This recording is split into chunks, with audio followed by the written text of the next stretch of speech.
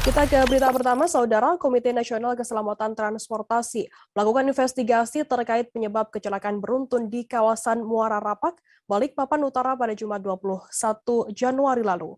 Dimulai sejak Sabtu 22 Januari, petugas KNKT mulai menelusuri tiap-tiap komponen dari kendaraan truk tersebut.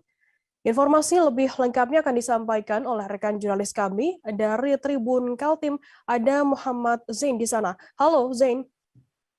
Halo Firda. Ya, Zain, mungkin bisa Anda informasikan apa saja yang diperiksa oleh KNKT? Baik, dari pihak KNKT sendiri melakukan pemeriksaan terhadap satu unit truk yang menyebabkan laka beruntun di kawasan Muara Rapak.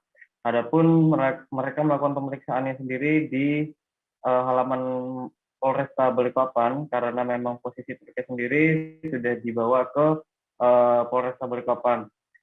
Setidaknya ada 4 komponen kendaraan yang dilakukan pemeriksaan, diantaranya adalah pengereman itu sendiri, kemudian gas, kemudian kemudi, dan yang terakhir adalah transmisi kendaraan.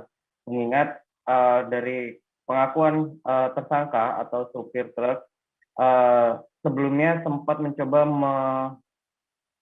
mengurangi laju kendaraan dengan cara mengurangi transmisi.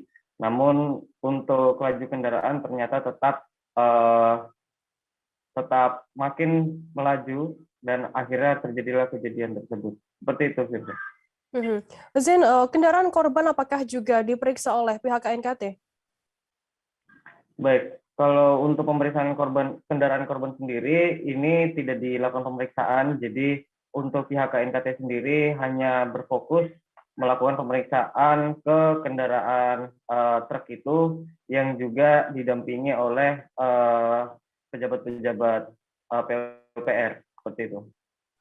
Zain, nantinya setelah sudah diperiksa begitu oleh pihak KNKT sendiri terkait truk dari sopir ini, apa tindak lanjut yang dilakukan oleh pihak KNKT dan juga pihak kepolisian?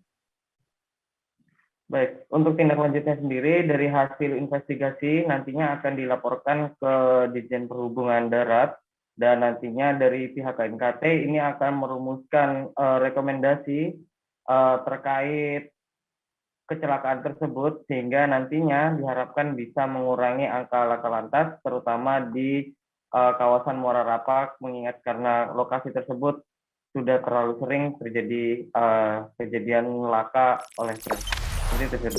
Jangan lupa subscribe, share, komen, dan like ya.